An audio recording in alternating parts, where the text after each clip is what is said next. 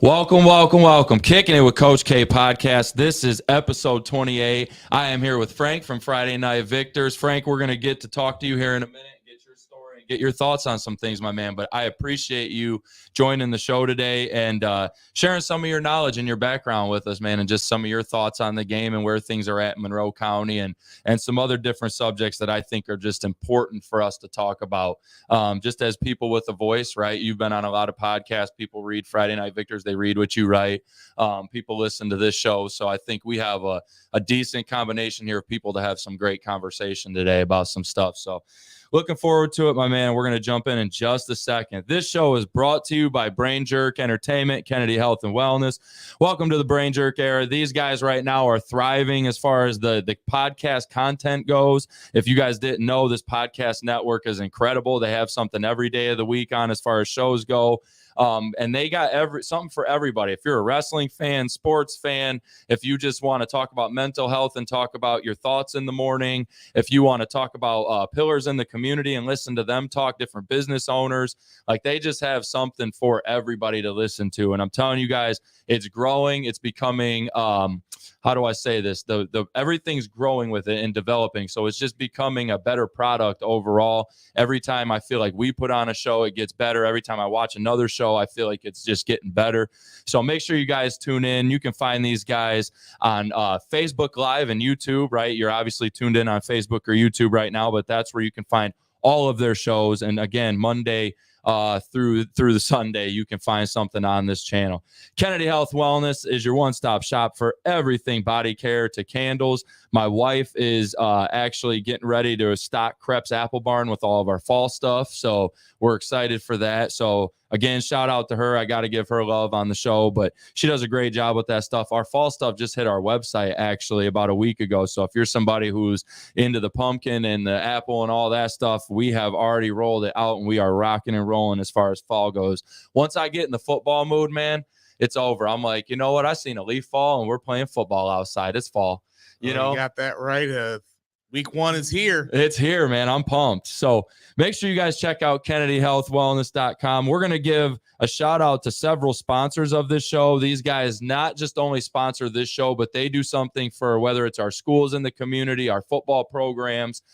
They do stuff for different other businesses, other people, just all types of ways that they're involved in the community. Amaya's Fresh Mexican Grill, the Little Brown Jug, Lane's Pizzeria, IWR, Nerdy Designs, All Hard Athletics, who again provides us with the wear every week. We really appreciate them. They're one of our best sponsors, not just of the show, but they are huge in our community for helping athletics grow here in Monroe County. Monroe County Sports Network, same thing. And I do have to say, if you did not see, Monroe County Sports Network just posted who should be the game of the week, and they suggested that you put your answer in the comments. And right now it's a battle between Flat Rock and Dundee and Erie Mason and Jefferson. And you know, I just told Frank before the show, I'm not usually biased on the show, but I will be biased in this. Let's go ahead and comment that Erie Mason versus Jefferson and send everybody on out to watch what's going to be a fun game on Friday night. Really looking forward to it, but go ahead and get your vote in for that.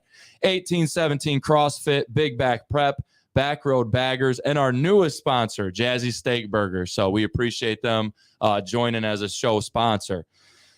Well, the only thing we really have coming up right now, we usually take this segment of the show to talk about things coming up, but as Frank just said, he tapped on it.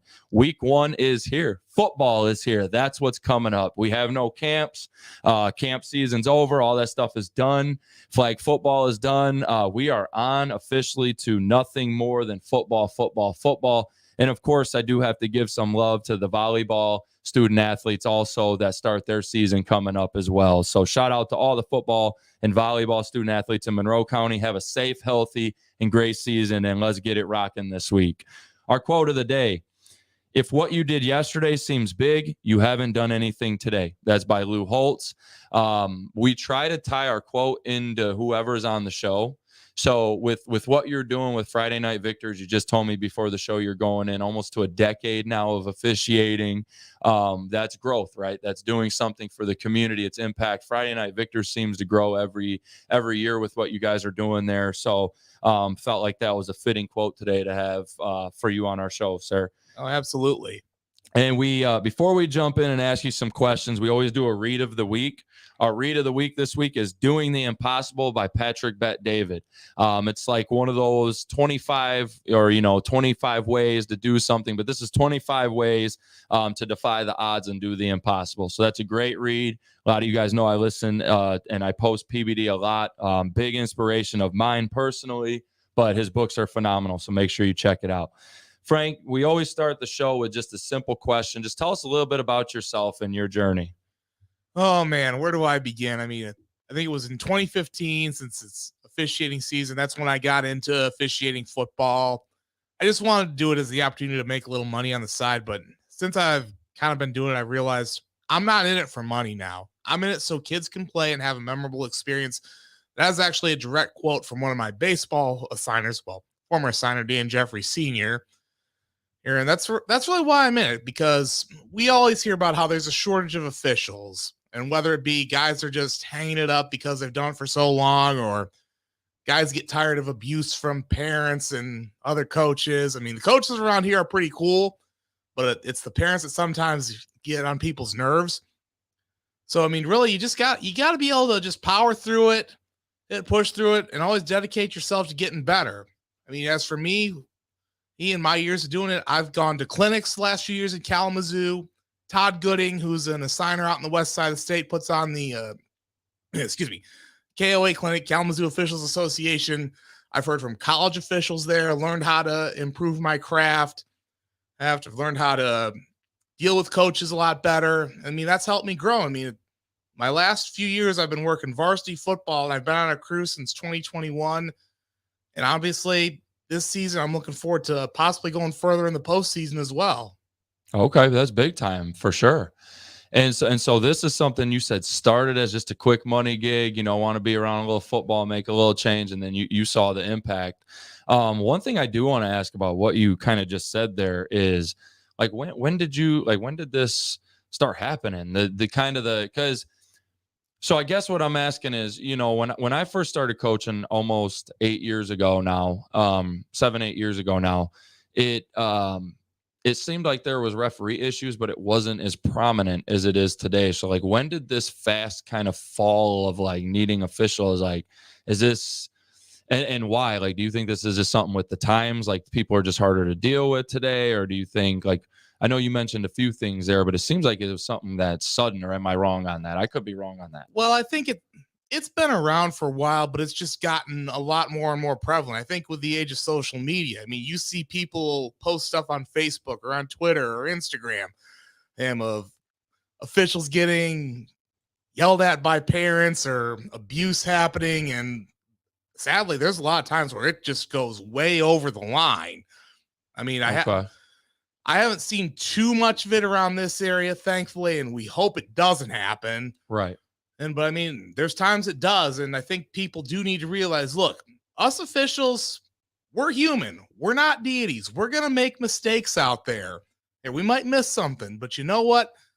We're going to do our damnedest every time and work to the best of our ability to make sure that your son or daughter stays safe and is able to have a fair contest. Now, can I just give you a little bit of pushback and ask you just kind of a question in the middle? Shoot. So as you know, that's part of it, right? Like, coaches are frustrated with officials, parents, whatever.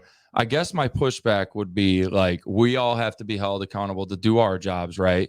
So officials should be held accountable to the same. But my main question, I guess, would be, like, how many officials are doing what you're doing to get better? Or is this like a big number, half, a small number? Because I guess my thing would be, if we have a lot of people officiating nowadays just for the pocket change and they're not going to the KOA clinic and all that, then I'm not saying cross the line, but I'm saying then it's kind of a conversation of, like, well, maybe officials need to take time to get better too as a whole, or maybe they all are working like you are, and maybe they are. I don't know. I'm not in that space. That's why I'm here to open up dialogue and have conversation. That's why I just push back and see what and what you think. Well, I definitely think that there's a lot that are going to clinics, and a baseball clinic that I go to, because I also umpire baseball, is the Southeast Michigan Umpire Camp. And the motto there is invest in yourself. And I think you have to do that as whether you're a football official, a basketball official, a baseball umpire, softball umpire. You have to invest in yourself.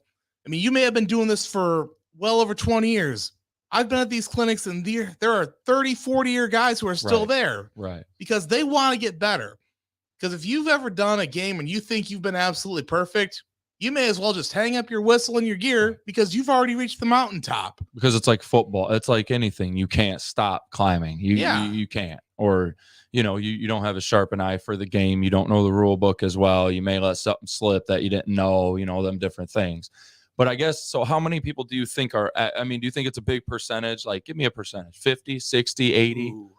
I mean, I would. You think or not even a percentage, but give me like a vast majority, medium, kind of 50-50 or a low number. Well, I mean, I can probably give you a count of how many guys I saw at the last KOA clinic. There was probably well over 150 officials there. Okay. They're from different parts of the state. It was on the west side, but of course, there was a lot of us. There was a few of us Monroe County guys there, some Lenawee County guys. I think there may have been one guy who came from Saginaw because there's these clinics that they like you, the MHSA likes you to attend so you can become a member in good standing of your association. That helps you get those postseason assignments. I was just going to ask you that as my next question. Do you get anything out of going to those other than just sharpening your skills? But you have a better shot at the postseason games? Yes. Okay. So that's an incentive. That's a big incentive for refs to go do that. All right. So I'm curious, right? Because I'm trying to figure out, a lot of people think it's because there's a lot of young refs. And I just try to figure out, is it a lot of young refs? Is it just, because I've dealt with all types of different, from the most laid back guys ever that pretty much let everything go to the most strickler, like, you better get 10 feet behind this line type of guys like that, call every single thing. Like I've just had. So I always wonder, man, I'm curious, how to make the game better between and how to make communication better between coaches and referees. And then again, like parents and referees and that sort of thing. Well, case in point, I mean, I used to work as a line of scrimmage wing, and now I'm a back judge. And the one thing they always told us, where if a coach is wondering and what the penalty was that was out of your coverage area, the best response is, Coach, I will get you an answer as soon as I can. And or say, Coach, there was another official who had a better look at that. I mean, that's just kind of professionally and politely say, hey, this is what happened. This guy had a better look than I did and whatnot. And sometimes the answer you have to give them is, if they don't like you, say, well, Coach, I simply just did not see it the way you did. Got you. Yeah, I mean, and obviously coaches, we're always going to see things how we want to see it, right? Not saying missed calls don't happen, but like you said, everybody's human. But all right, I just kind of wondered, man. So you're a pretty interesting guy to me. Between, most guys don't fall in love with officiating. And I wonder, a guy like you who likes doing the Friday Night Victors and doing these different things, like, who I ask this question every week on the show, but you're interesting to me. Who did you look up to growing up? Ooh, man, who did I look up to growing up? I would probably have to say my father, Greg Vashner. I mean, just because he was always dedicated to doing his best, work his hardest every day. I mean, he always did. Is a man of many talents, and I kind of a chip off the old block there, because obviously with my day job working at Amazon and Romulus, my involvement as a high school sports official, and also my involvement at Bedford High School as a public address announcer for basketball and volleyball, and my involvement with Friday Night Victors. I mean, you got to be able to find something to do, but you also have to love doing it. Right. Because I'll steal a quote from my late grandfather, or Lawrence Smith. He said, if you're doing something and job-wise and you're not having fun, what are you doing? Right. No, 100%. What drew you to, like, what drew you to sports? Like, what drew you to not just officiating, because you said kind of money thing, but you got the Lions hat on, you're talking about, I do this for volleyball, basketball, this and that. Like, what drew you? When did you get drawn to sports? What drew you to sports? Well, probably in my days at Ida High School, I was only involved in track and field, but I would Okay. always go to football games as I was a member of the high school marching band for 4 years. Okay. Fun experience. Right. So you were at all the games. I also went to basketball games. I went to volleyball games, and even after it, I still just enjoyed going because I enjoyed watching young men and women just compete to better themselves, not just on the floor or on the field, but in life as well. 100%. No, I love it. I love what sports give to the games, or what sports give to the kids, or what the game gives to the kids. So let's dive into this for a minute, because this is something everybody's going to want to talk about on this podcast. How did Friday Night Victors start, and how did you get involved? Well, that started back in 2009. Chris Schultz, who's currently the athletic director at Dearborn Advanced Tech, Flat Rock graduate, he started it. And then Gary Hoff, who is the color analyst for the SMCC radio broadcast, joined up with him. They discovered me when I was at Dundee in 2017. And now, kind of jumping back a little bit, I had actually been at Dundee doing public address for basketball. That's kind of a whole nother long story. But I would be shooting there was just one time I was shooting a pregame video just for people who couldn't be there. It was on the road. And then athletic director Tom Ostrike and head coach Jordan Bolin decided, hey, we could possibly do something on our Facebook page with this. So it grew. And then they wanted me to do it for football. And then Chris and Gary, it caught their attention. So they said, yeah, we got to bring Frank on somehow. And I didn't come on in the 2017 postseason and came on full time in 2018. And the rest, they say, is history. So what kind of is your role at Friday Night Victors then? Well, I'm just a contributor, and I pretty much cover Ida, Dundee, Bedford, Whiteford, and Summerfield. I mean, since I've come on, Whiteford and Summerfield, we started covering them. They were part of my beat. Dundee, because I was on staff there. They're also Ida. That's my alma mater. That kind of got to be a little bit interesting at times, as Dundee and Ida are big rivals. Right. I could go on forever and ever about those nights. And then Bedford, when I ended up joining Jordan Bolin on the basketball staff there in 2020, they became part of my beat as well. Okay. All right. So those are the teams you cover then? Yes, I pretty much handle all content with them, team previews, playoff previews. And then also I do schedule analysis series, which I do for all teams. New series we started this year, the Hope and Concern. Or I got Chris and Gary to help me out with that. And then, of course, I'll occasionally help Chris with the Our Thoughts, Not Yours. We might grow that a little bit more and have a little bit more fun with it. It's pretty fun now. You should tap into that. I like what you guys do. I'll be honest. I think we always share it, obviously, from Erie Mason. I know a lot of schools obviously share it.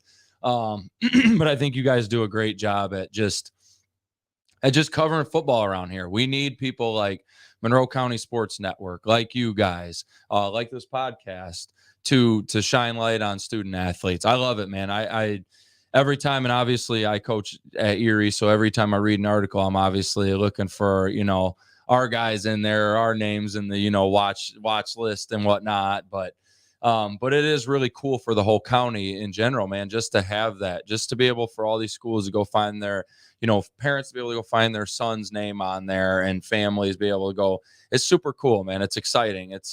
People love, whether, you agree with it or not, but people love like the ESPN articles, the preseason magazines, and to have it in our county for high school football is super cool. So I definitely respect what you guys do. Big time.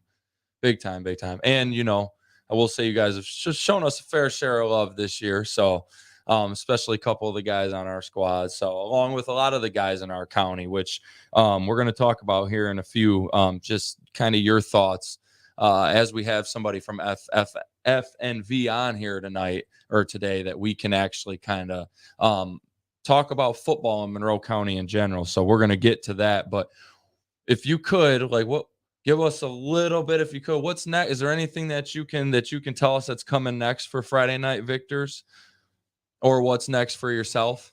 Oh man, I think what's next for Friday Night Victors, I mean, I'd like to see it it kind of grow more with probably more video content from myself, Chris, and Gary. I would honestly love to kind of expand over to Lenawee County a little bit, as I know a lot of people over there. Okay. Obviously, I've done some public address work at Blissfield with baseball. Okay. How I got involved with there, I didn't go to Larry Tuttle. Larry Tuttle found me. That's the short version of the story. But I know a lot of those guys said, "Hey, when are we going to get some coverage?" I said, "Look, we need the manpower to do so." Right. Oh, because between Chris, Gary, and myself, we're covering 16 schools. And if we want to add more, we're going to need people to step up, say, "Hey, you want your schools covered? Hey, come on in. We'd love to have you. Yeah, we can help grow this." And things are just going to keep going up. Right. Definitely. Have you guys ever thought about doing, like one thing have you guys ever thought about doing like live game coverage? That's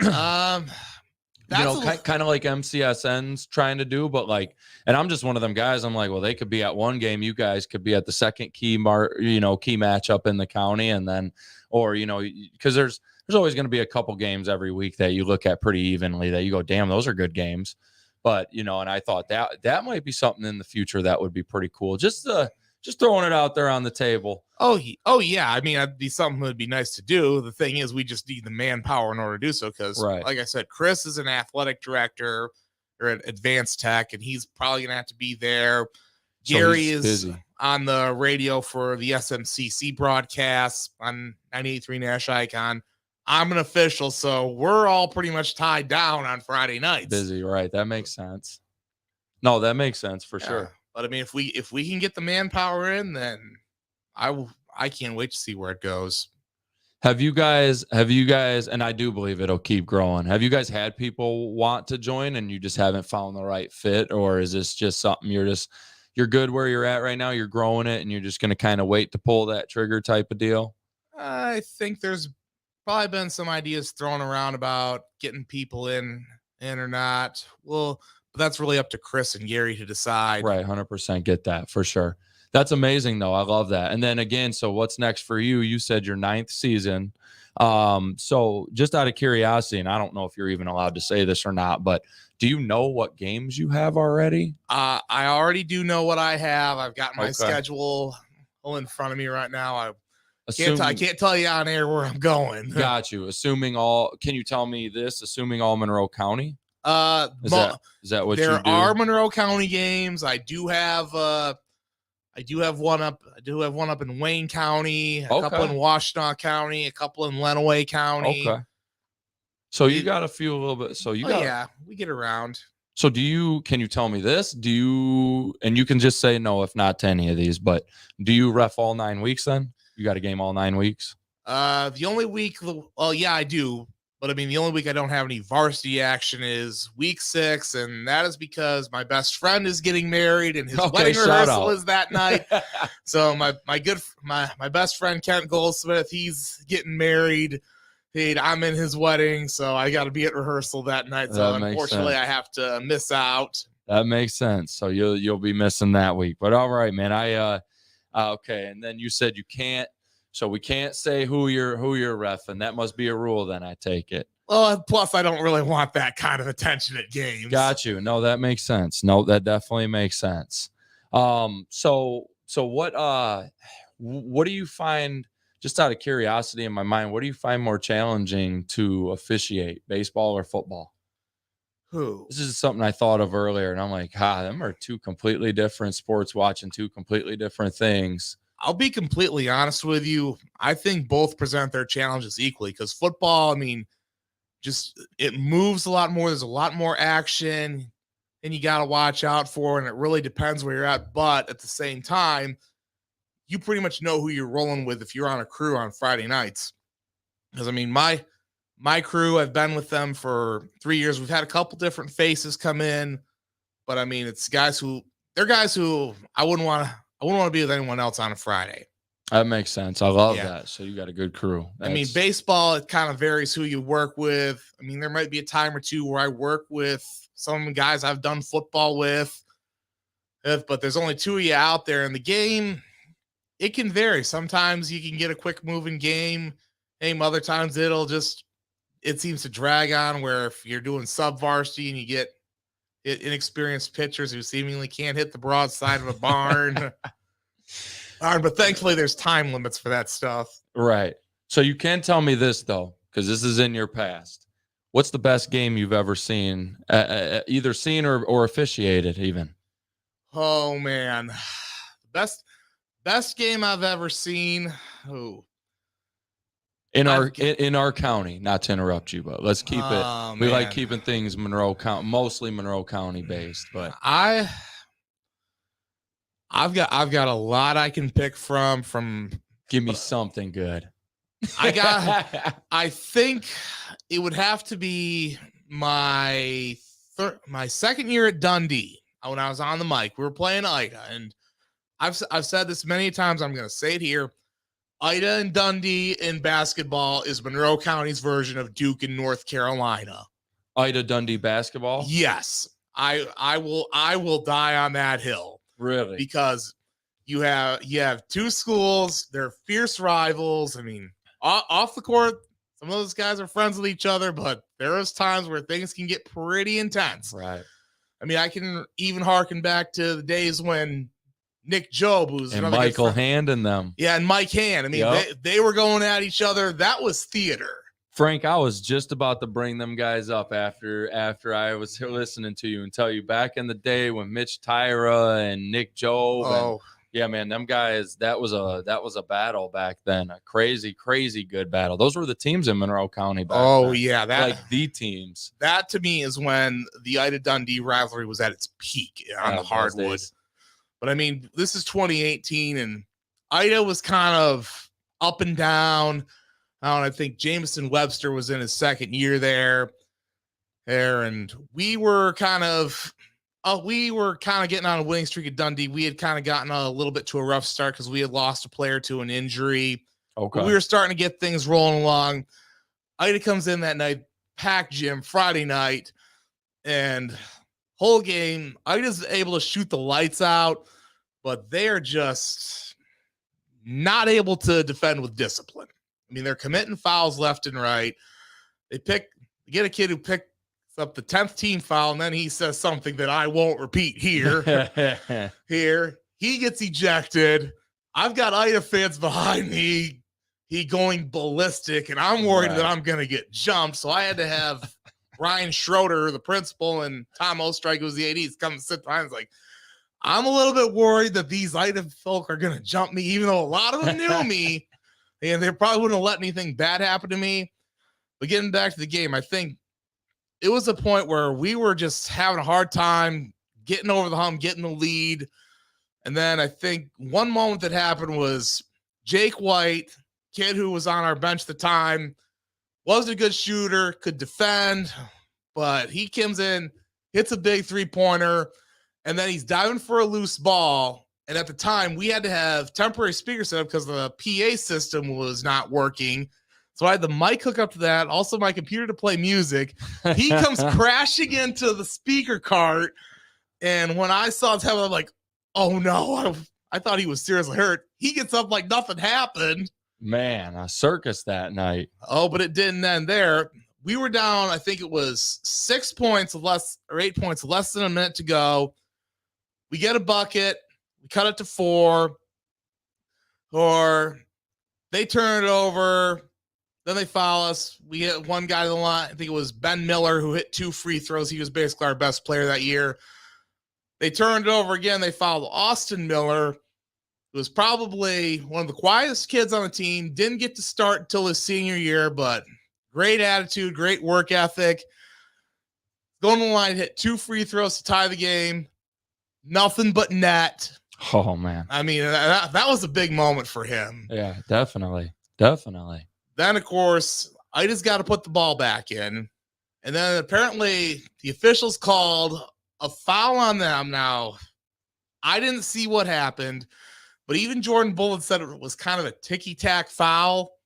But, hey, it is what it is. Yeah, right. So we get the ball back, and he drew up a play to isolate Dallas Bolster, who was our point guard at the time. Dallas was only a sophomore.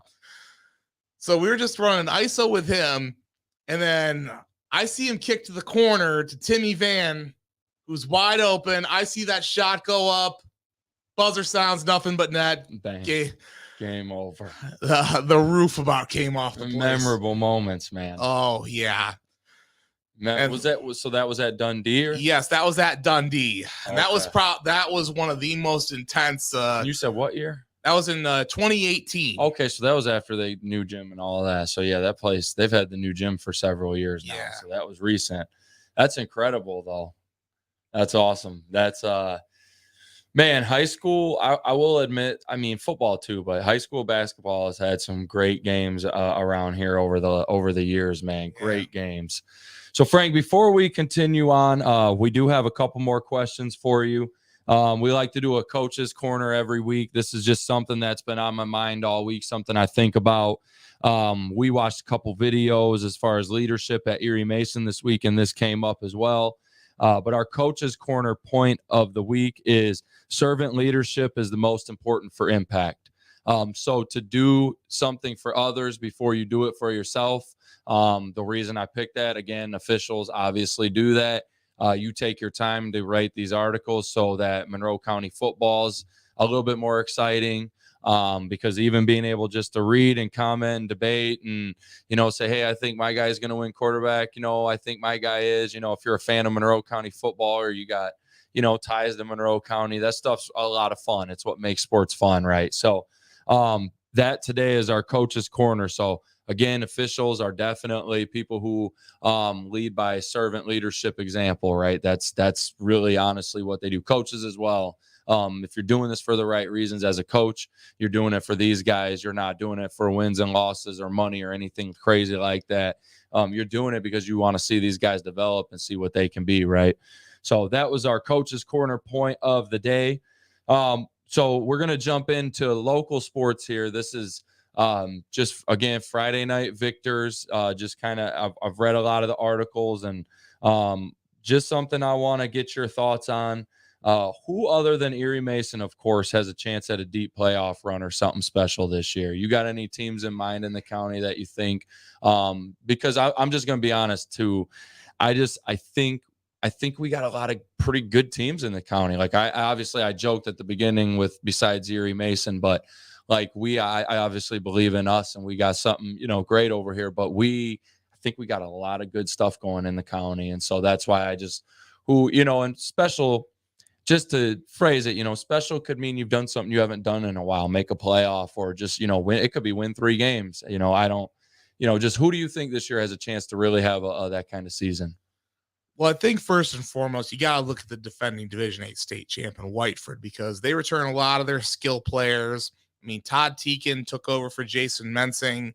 First year wins a state championship. They've got a really strong program going there. I mean, you guys got to go up against them this year, and I think you're probably circling that game on your calendar. Yeah. I mean, I think another team, and this isn't because I'm an alum there, and it's Ida. I mean, they return all 5 offensive linemen. I mean, I've said that line is a non-negotiable. They're going to line up. They're going to run the football. Their skill players are young, but there's a lot of athletic potential there. And I think even if they could go on a deep run this year, but I think next year things could be really special. So I kind of look at them in Division 6. I mean, looking at our teams out of the Huron League, because Friday Night Victor started as a Huron League blog. I mean, I think Riverview, they're a team that that's always capable of a run. And Derek McLaughlin has a really good program there. They got some really good players back. Max Lockhart, outstanding 2-way player, running back, linebacker, Lucas Thompson, their quarterback. I mean, he's not going to have to throw the ball too much because they run the full house tee, but I mean, he can go out there, command the huddle, lead the team. And even I think Carlton Airport, that's a team that everyone's high on this year because the core of that team, Cooper Nye, Jack Mills, Colin Nowak, Nolan Zajac, they've been on varsity since they were freshmen. Mm-hmm. And now they're seniors. I mean, my biggest concern with them is depth in the trenches. How is that going to affect them? But they're going to have early challenges on because they got Gibraltar Carlson they open with on the road. That's not going to be easy. Riverview in week 2. Ooh-wee. Flat Rock in week 3 for the jug. Ooh-wee, though. Oh, and if that's not enough, SMCC at the friendly confines of Navarre Field in week 4. Ouch. That's a murderer's row for Jim Duffy and company. Brutal, though. Yeah, that's tough. It is, but like you said, they got a tough team, though. I mean, so I live in Carlton. I grew up in Erie. That's why I coach in Erie, but and that's home to me, and that's where I want to be, right? But I do like heavily respect Airport's program. We played them a few years ago at Romulus in the playoff, the COVID year playoff. Actually, we came down, I guess, from Romulus to Carlton and played them. And I have a lot of respect for them, man. I've known Cooper for a few years, and a couple of them guys, and no, definitely. Anybody else you got on your mind? Well, I think Flat Rock's a team that a lot of people think can go far this year. I mean, Graham Youngie was our offensive player of the year last year for Friday Night Victors. He set the Monroe County record for passing yards of the season. Of course, he's going to have a pretty new core of receivers. I mean, Alex Gillum is one guy who didn't play last year because of an injury. I heard that he looked really solid in scrimmage. And then there's Adam Valet. I think I'm pronouncing that correctly. Sorry, Flat Rock fans, if I'm not. I know who I've you're heard talking some good about. stuff about him. So, and of course, one thing I did mention to Chris is the root for blog scenario is if Riverview, Airport, and Flat Rock all finish with 1 loss and tied for first of the Huron League. Yeah. I would just love to see that. Wild. Yeah, because you got 3. Those I think are the big 3 teams, and it's kind of what I could think could possibly happen in the Big Ten East this year with Michigan, Ohio State, and Penn State. No, sir. No, I'm just kidding. I think you're right. That's potential. I'm a Michigan fan, so I got to be a little biased, but no, sadly, I think Michigan has Ohio State's number, but I think Michigan could slip up against Penn State. I'm with you 100% there. Sadly, as a fan, but I think that's just because, that's a weird one, man. And we're at Penn State, right? Yeah. So Happy Valley is always tough to play at. Of course, it's not a whiteout game, so that helps. So you did forget to mention Erie Mason in there. Oh, yes, I was going to get there. I'm just kidding. But if I was kidding. But if there is anybody else that you wanted to mention, go ahead. But then I'm going to piggyback off of this. If there's anybody else, and then we'll piggyback. Where I just want to talk about everything in general. Yeah. Well, I will mention Erie Mason because Vaughn Brown, he's back for a senior year. Corbin Herrera, they actually, I think it was the game I did at Olivet College where Vaughn tied the state record for touchdown passes in a half. Corbin's back as well. I think those two are the best quarterback receiver combo in Monroe County. I mean, we appreciate that. Of course. They appreciate that. Of course, you might get somebody like Graham Youngie and Alex Gillum at Flat Rock who might try and throw their hat in the ring there. And even at Dundee, somebody like Ryan Zanger and Braden Whitaker. So, and I was going to ask you, so are they somebody you would throw on that list of another potential team? Because I thought I was kind of waiting for Dundee. Yeah, I could definitely see it. My thing with Dundee is they started out really strong last year, and then they just kind of petered out. So I'm hoping that Steve Ayer and company can get things going. And plus, my cousin Trent is one of their starting offensive linemen. So obviously, so you're definitely got to give Dundee some love. Definitely. But think about and again, I was joking, but think about how many teams you just named though. Like that was like what, 5 or 6, maybe 7 teams. And I haven't even gotten to the 2 biggest schools in Monroe County. That's Bedford, what do you think? Bedford and Monroe. I mean, Bedford, John Phillips has a very strong program there. They're gonna run the ball with that veer. It's always tough to stop. They're in the tough SEC Red. Really tough. They managed to knock off Saline last year, but there's a couple of stalwarts on that defense that he's got to replace. Tommy Huss, guy I'm going to miss, especially on the basketball court. He's now at the University of Toledo. Trey Brueggemann, outstanding linebacker and fullback. But I think they have a good culture in place where they're going to keep things rolling. I don't think they'll be as good, but they're still going to have a very solid season. Monroe is a team I kind of like as a sleeper. Because Kyle Reed, I think, is kind of getting them back to their roots. I mean, I don't know if you remember the Monroe teams of the 90s that ran the wing T, and I heard those teams were tough. And they're kind of getting back to that. I mean, on that line, you got somebody like Braylon Richards, who's been a 4-year player. That dude he's strong. I think he's really good in baseball as well. And then their running backs, Logan Loveland, Michael Burns, trying to think who else they got.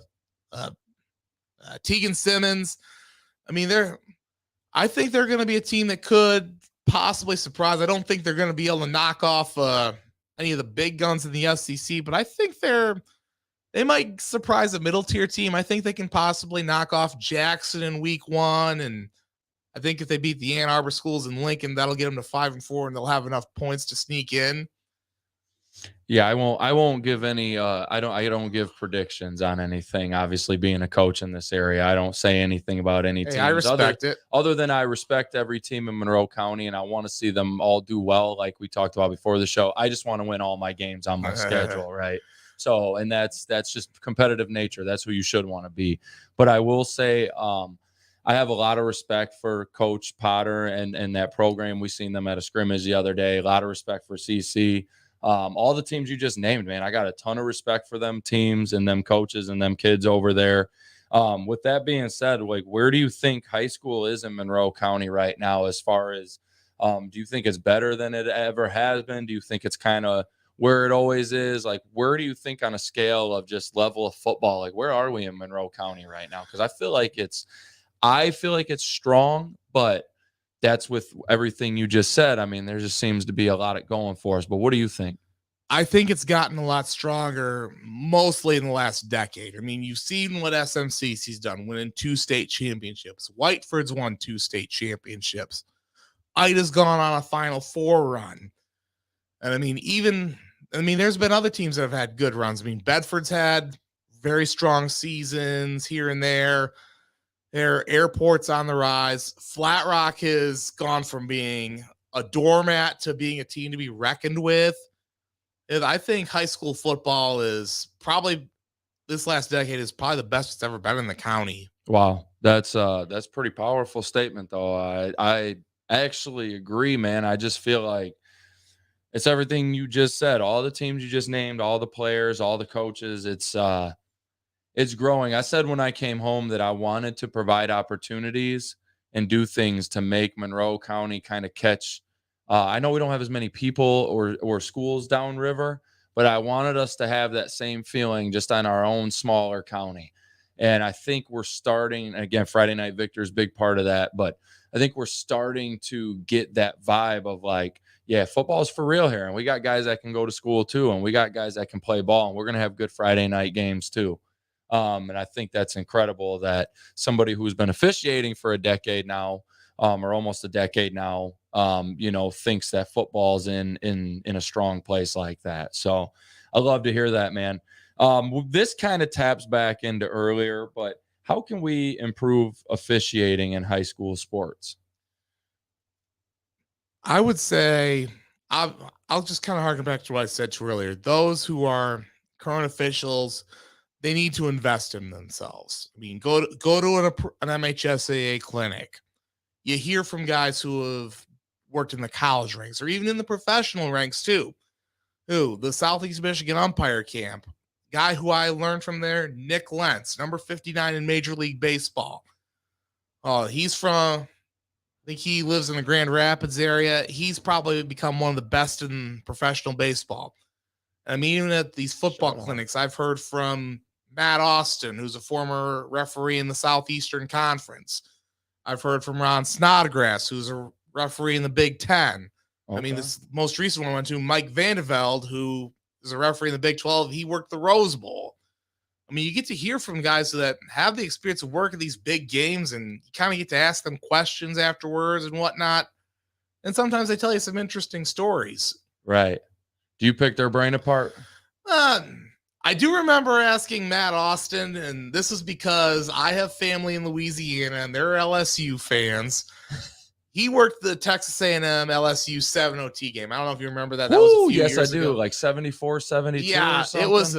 And I asked Matt, I said, Matt, is there anything that stood out to you about that? And he's like, No, not really. Just when it got to the 7th tier, like, wow, we're here. And he did tell me that the pass interference call at LSU was BS. He admitted that to me, and I did pass that along to my family in Louisiana. I bet they were up this way, that they were up in the state this weekend because there was a family reunion. Got you. That's hilarious, though. What a memorable game to officiate, though. Holy crap. Yeah. Out of curiosity, man, and this wasn't a question, but we're getting ready to jump out of here, so this will probably be our last one to wrap it up. But like, what do you have dreams of coaching at that or refereeing at that level, officiating? Sorry. I would say that if the opportunity presents itself for me to get to the college ranks, then I would definitely jump at it. Okay. But I mean, if it happens where I don't, you know what? That's perfectly fine. Because I know that I've gotten to do this so kids can play and have a memorable experience doing so. Oh, and I've had many a player come up to me and thank me after a game, say, "Hey, we appreciate you doing this for us." Coaches have thanked me. If I can leave that impact on somebody after a game, then I know I've done my job. Definitely. I love that answer, man. So impact first, but opportunity knocks. And I wonder like how good or how much time, like I don't. So for like football players, I obviously know the difference between being like a high school athlete, collegiate to pro. Same with coaching. I know that those guys have so much experience, knowledge, resources, whatever. Like I just wonder, like, what does it take to be a collegiate ref? Like, is it just as so many games, or like are those guys just, like what's the difference in those guys? Well, I think they I mean, like us high school guys, they spend a lot of time reviewing game film. I mean, Okay. Coaches will review game film, obviously, players do it. We officials do it too. I mean, we look at upcoming opponents. We want to know what their tendencies are. Like, is this the play that they might run on that we got to be ready for, or any formation, or say, hey, we may have to watch for penalties from this guy. He might hold too much, or this player we got to watch out for, or if he does something and whatnot. I mean, because we spend a ton of time on film. Really? And even evaluating ourselves too. I don't think a lot of people know that. Yeah. Yeah, because even after a game's done and I get game film, I mean, my crew chief, Mark Seifert, he always will tell us, hey, on this play, hey, you called this and you probably could have let it go, or you could have called that on another play, or there was a mistake made here and you need to clean that up, or even positive ones too, or say, hey, good no call on this. Right. No, I think that's awesome for you to share. I think when you talk earlier about like parents getting on your case and stuff, I think you sharing that might, and people knowing that might alone earn officials a bit more respect, just because like the average parent may not know that y'all are actually like, why they just think, oh, this guy's out here just trying to screw us over. You know what I mean? They don't necessarily understand that there's like film that goes into this and everything else that goes into being an official. So I think that's you're the first official we've had on, man. So well, hopefully not the last one. Right, definitely. No, I there's a couple guys that I definitely find interesting in officiating and would definitely like to have conversations with. So every week we do a student athlete of the week. Again, for several weeks now, we've been kind of stuck in this dead period, right? Between sports as we get ready to start volleyball and football. But our athletes of the week, we're going to give that honor this week to all the Monroe County football student athletes. So all the way across the board, you guys went out and had your two-a-days or your camp or whatever your coach calls it. We had our scrimmages, and we are all gearing up to go to battle on Friday night under the lights. So shout out to the Monroe County football players, man. Y'all are our student athletes of the week here on the Kickin' It with Coach K podcast. On this day in sports, in 1922, the first Women's World Games happened. So the first track and field event for women in Pershing Stadium in Paris. So big event in our history. We always try to find like the most monumental moment in our history that kind of happened on this day. And we thought that was quite the event, right? Women's track and field is big now. You got huge stars that are in it, and it's part of our everyday sports. So that started it, and that was an incredible fact right there. 1922. Frank, before we get out of here, we're going to drop some links. So I'm going to drop a few, and then at the end, I am going to have you drop yours and then the Friday Night Victors links, if you don't mind. You can find Kennedy Health and Wellness on Facebook and Instagram, or KennedyHealthWellness.com. You can find Brain Jerk Entertainment on Facebook and YouTube. Again, that's where the podcasts go live every week. You can also find those guys on Instagram. So on Instagram, they share a lot of different inspirational, whether it's inspirational, educational, or they just share some stuff from their events that they do. But they always keep going on Instagram and keep that thing up and going and posting to it daily for your content. Kicking It with Coach K. You can find us on Facebook and Instagram as well.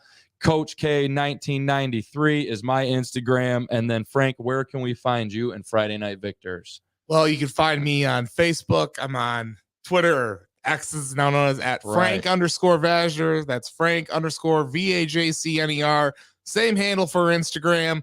Friday Night Victors, we're on Facebook. We're also on Twitter @FNVictors, and also on Instagram, the same handle. And don't forget to check out our website, FridayNightVictors.com. We also have a YouTube channel for all our video content and video picks coming up this week too, with myself, Chris, and Gary. Tune in for that. I'll be excited for that, man. I won't lie. I do take a peek at those throughout the week. Just, it's interesting, right? We all like to, and then, if you guys pick against us, I use it as fuel for the kids. And if you pick for us, I tell them don't pay attention to it. No, I'm just kidding. But no, I love what you guys do. If you guys haven't, we're going to end the show on that note. But if you guys have not checked out Friday Night Victors, please do so, because I'm telling you, they cover our kids tremendously here in Monroe County, and our football teams love their articles. Their creativity seems to be growing every single year too when football season rolls around. So I love that there's something new every year. We have on at 6:15. Make sure you guys tune in. We have Coach Zach Zimmerman in the house. He's going to come on from Legacy and Clintondale. He's going to come on and talk about recruiting and some different things with us. And next week, we have Delmar Hoskins and Mike Torchia. So tune in for that. Thank you guys, and see you soon.